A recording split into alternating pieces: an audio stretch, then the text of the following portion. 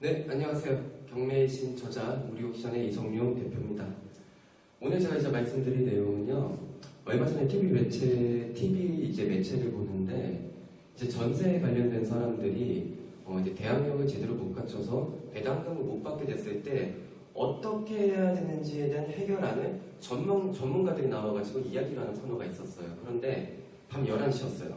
보고 있는데 굉장히 화가 났어요. 왜냐면은 말이 되는 소리를 해야죠. 적어도 좀 변호사든 법무사 나발이든 TV 매체에 나와서 전 국민이 듣는 자리에서 이야기를 하려면요. 잘못된 상식이 생기지 않도록 뿌리부터 제대로 공부를 하고 이야기를 해야 되는데 수박 겉핥기식으로 검토하고 나와가지고 잘못된 상식을 이야기하고 있다면 우리 국민들이 다치지 않습니까?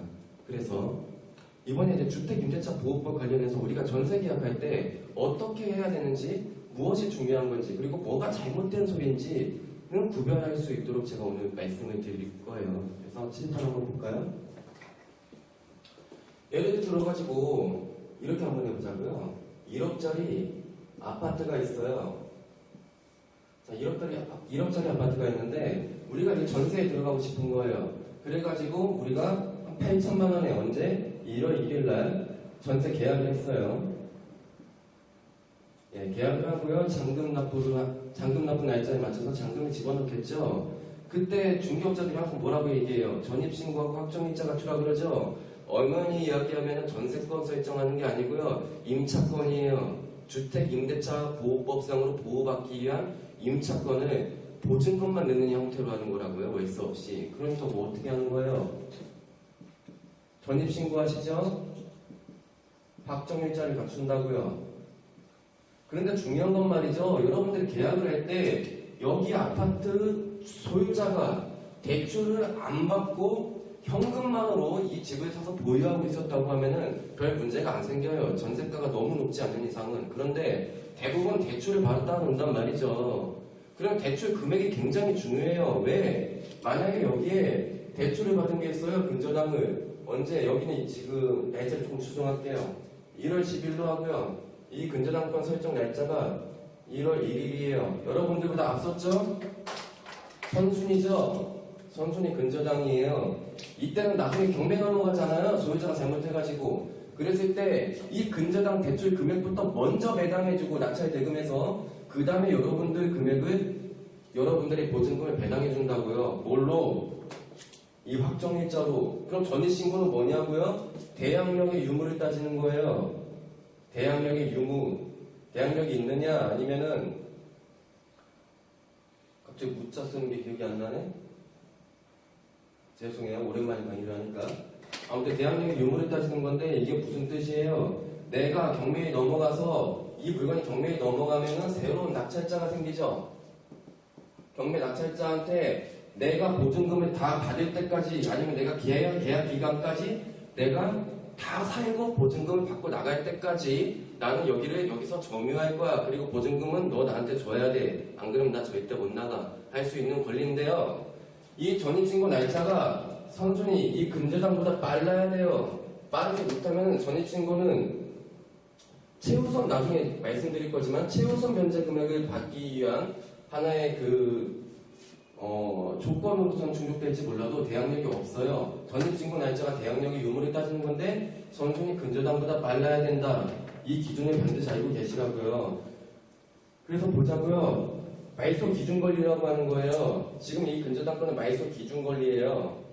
그러면은 말소 기준 권리니까 말소 기준 권리보다 후순위 권리자들은 임차인뿐만 아니고요. 모든 권리자들이 전부 다 소멸해요. 경매 낙찰자가 인수하지 않도록. 그러니까 여러분들도 이해가 말소 기준 권리가 될 것이기 때문에 내 전입신고가 후순위이기 때문에 대항력이 없다. 이런 논리를 항상 뿌리 잡으셔야 돼요. 근저당만 말소 기준 권리가 될까요? 알고 계시라고요. 가압류와 압류, 그리고 담보가등기, 그 다음에 이제 경매 개시 결정 등기, 그리고 예외적으로 전부 전세권자의 경매 신청, 그리고 말씀은 이 근저당 그리고 저당권. 봐보세요. 근저당권 아니면 저당권, 가압류 아니면 압류, 담보가 등기, 경매 개시 결정 등기, 전부 전세권자의 경매 신청한 등기, 이것 중에서 가장 빠른 게 말소기준 권리가 된다고요. 만약에 이 근저당보다 이 담보가 등기가 여기 앞에 있었어요. 그럼 얘가 말소기준 권리가 되는 거예요. 논리가 이해되셨어요? 말소기준 권리는요, 여기 안에서 결정이 돼요. 이 중에서 가장 빠른 거. 그러니까 여러분들이 계약을 하실 때 이 권리 중에 하나가 이미 있다. 그럼 여러분들은 전입신고에도 대항력 없어요. 낙찰자한테 대항 못해요. 그때는 방법이 뭐밖에 없냐면은 확정일자를 통해서 내가 배당받는 것밖에 없단 말이에요. 확정일자는요, 잘 들으세요. 후순위 권리자 또는 기타 일반 채권자보다 우선해서 배당받을 수 있는 권리예요. 이게 어디에 있었던 거예요? 전세권 설정 등기에 전세권 설정 등기를 했을 때 인정해주는 우선 변제권이잖아요. 그런데 옛날에 소유자들이 전세권 설정 등기를 잘 안 해줬어요. 그래서 임차인들이 많이 피해를 보니까 만든 게 주택임대차 보호법이고요. 특별법인 거예요. 무슨 말인지 이해가 되셨죠? 후순위 권리자보다 또는 기타 일반 채권자보다 앞서서. 그럼요. 무슨 뜻이에요? 전순위 권리자보다 앞서서 배당받을 수 있다는 거예요? 아니죠. 후순위 권리자보다예요. 그러면은 여기서 이제 어떻게 TV를 보는데 진짜 열받았던 것은 지금 예를 들어가지고 이 전세 계약한 사람이 8천에 전세를 살고 있어요. 너무 세다. 센 것도 아니지. 요즘 전세가 높으니까. 한 6천이라고 볼게요. 6천에 전세를 살고 있는데 지금 이 근저당권 은행에서 대출해준 금액이 얼마냐면은 예를 들어가지고 3천만 원을 대출받은 금액이 있어요. 그럼 이제 보자고요. 3천만 원이 먼저 배당되죠. 그런데 말이죠. 1억에 낙찰이 되면 좋겠지만 이 물건이 낙찰이 됐을 때는요. 평균적으로 한 8천만 원이 낙찰이 됐어요. 그러면 8천만 원에서 3천을 먼저 배당해주죠. 그렇죠? 8천 낙찰가에서 3천을 먼저 배당해준다고 얘 1순위니까 그럼 얼마 남아요? 5천 남잖아요. 5천 갖다가 이제 2순위 임차인 우리를 배당해주는 거예요. 전세 살고 있는. 그러면 6천만 원인데 얼마밖에 못 받아요? 5천만 원밖에 못 받죠? 그러니까 1,000만 원이 붕 뜨는 거라고요. 이랬을 때 어떻게 답을 해줘야 돼요? 어떤 변호사가 이렇게 얘기한다? 전세권 설정 등기하라고. 맞아요, 그게? 전세권 설정 등기는요, 똑같아요. 채권과 물건의 차이인데, 이 물건에 대한 권리로 설정 등기를 해놓는 순간, 후순위 권리자보다 기타 일반 채권자보다 우선해서 배당받을 수 있는 권리가 생기는 거예요. 여기서 이렇게 바뀌면 말이 되는데, 선순위 권리자보다 기타 일반 채권자보다 먼저 배당받는다. 이러면 전세권 설정 등기를 해도 돼요. 그런데 똑같다고요. 그 후순위라고요. 그럼 나중에 이거 어떻게 TV 보고 나서 전세권 설정 등기 하라네? 하고 이제 와서 이때와갖고 한 5월 1일 날 한다고 해보자고요. 뭐를? 전세권 설정 등기를. 의미 있어요? 대항력 있어요? 이 전세권 설정 등기도 말소 기준권리보다 앞섰을 때 대항력이 있는 거예요. 낙찰자가 바뀌어도 등기 부상해서 말소되지 않는 거라고요. 무슨 말인지 아시죠? 그런데 말이죠. 주택임대차보호법에서 이미 깨졌어요. 시간상으로. 그러면 전세권 설정 등기 5월 1일 날 한다고 살아나요? 대항력이 없는 게? 배당을 받을 수 있는 금액이 없는 게 생겨요? 1,000만 원을 더 받아요? 아니잖아요. 그게 뭐예요, 그게? 전세권 설정 등기를 왜 해요? 법무사 돈 벌어주려고? 그런 거 아니라고요. 그러니까 이게 이제 가끔씩 보면은 수박 겉핥기식으로 쭉 검토하고 나와가지고 TV에서 전문가라 치고 얘기를 하는데 이러면 안 돼요. 왜 전세권 설정 등기를 하라 그래요? 자꾸만. 전세권 설정 등기 안 해주니까 그 권리에 가름하는 권리를 주택임대차 보호법에서 준 거잖아요. 전입신고랑 확정일자 하라고. 확정일자가 전세권 설정 등기에 있는 권리라고요. 그렇기 때문에 전세권 설정 등기할 필요 없다고요. 이거 잘못된 얘기예요. 이럴 때 어떻게 해야 되냐면요. 사실 방법이 없어요. 방법이 없다고요. 이랬을 때는 나중에 내가 1,000만 원 못 받았죠. 난 대항력이 없어서 나중에 낙찰자가 와가지고 나가 하면은 내 돈 1,000만 원 못 받는 거 내놔 못해요. 임차인이 절대로. 그냥 나가야 되는데 이제 그 다음에 전소유자 있죠? 내가 전세 계약한 사람, 이 사람에게 나는 채권을 가지고 있는 거예요. 채권이 뭐예요? 상대방에게 지금 돈 받을 수 있는 금전 채권을 갖고 있는 거잖아요. 돈 받을 수 있는 권리를. 그쵸? 채무자는 뭐예요? 상대방으로 하여금 의무를 갖고 있는 사람은 채무자라고 불러요. 그러면은 나는 1,000만 원에 대해서 채권을 갖고 있는 거고 이 사람은 1,000만 원에 대해서 나한테 줄 1,000만 원에 대해서 채무자인 거예요. 그럼 채권자로서 이 사람이 이 자산을 날라갔으니까 다른 자산이 있는지 자동차든 다른 부동산이든 그쵸? 압류해서 매각시킬 수 있는 그런 자산이 있는지 찾아봐서 그 자산에서 돈을 찾기 위해서 가는 게 훨씬 더 유리하고 그쪽으로 법무 비용을 쓰세요. 그쪽으로 변호 비용을 쓰세요. 전세권 설정 등기 이럴 때 하시는 거 아니라고요. 무슨 말인지 아셨죠?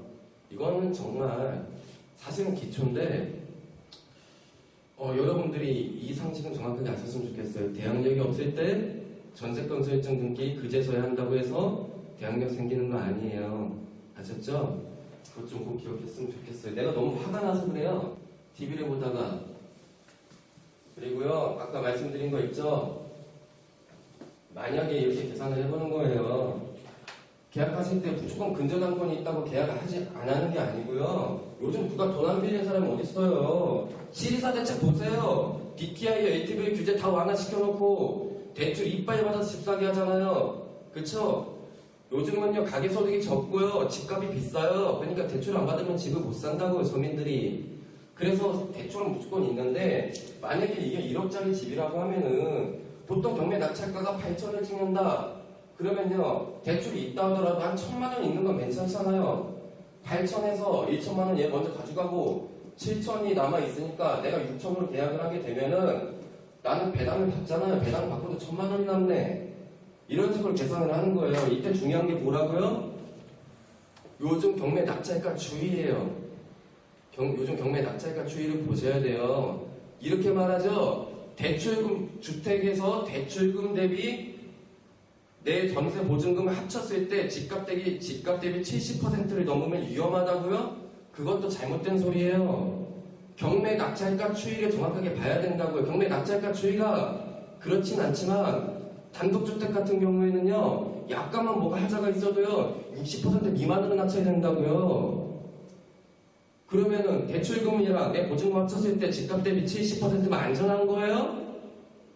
아니죠. 그렇기 때문에 경매 낙찰가 추이를 보고 내 순위를 알고 나보다 앞선 순위가 얼마의 채권을 가지고 있는지 그리고 경매 낙찰가는 요즘 얼마가 뜨는지 계산을 해서 내 보증금에 배당 받을 수 있겠다 없겠다 답이 나왔을 때 후순위 권리자를 받는 거예요. 다만 이런 사람들이 있어요. 보증금 전에 30 살거나 보증금 523 사시는 분들 있죠? 이 사람들은 이런 거 따지지 말고 그냥 들어가세요. 뭐냐면요, 인터넷에 이렇게 치세요. 소액, 임차인, 최우선, 변제, 금 이렇게 한번 검색해보세요. 네이버 다음이나. 그러면요, 서울특별시, 인천광역, 서울특별시랑 광역시, 가민업체권 그리고 기타 지역마다 최우선으로 후순위라도 배당을 해주는 기준이 있단 말이에요. 이럴 때는 전입신고만 해놨으면 돼요. 그럼 기준을 보는 거예요. 3천만 원까지는 서울특별시에서 지금 기억이 안 나서 그런데 3천만 원까지는 최우선 변제를 해주겠대요. 임차인한테. 근데 내 보증금이 1,000만 원이에요. 그러면 그냥 들어가서 이런 거 따지지 말고 난 무조건 최일 순위로 배당받으니까 이게 바로 임차인, 소액 임차인 최우선 변제 제도인데요. 보증금 2,000, 2,500 이러신 분들은 대부분 이런 거 다 따질 필요 없어요. 전입신고만 그냥 하세요. 후순위라도 상관없고.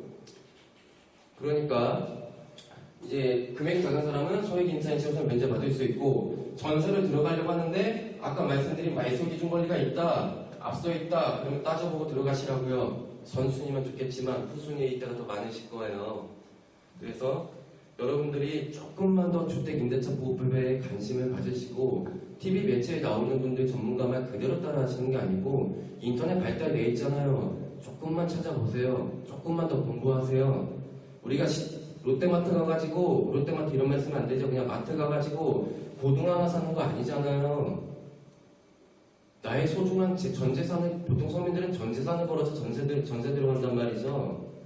그러니까 큰 돈 들어가는 거니까 조금만 더 공부하셔서 안전하게 내가 살 수 있는 집을 마련하셨으면 좋겠습니다. 오늘 제가 너무 흥분했죠? 원래 이런 사람이 아닌데. 이렇게 해가지고 짧은 강의 마무리하도록 하고요.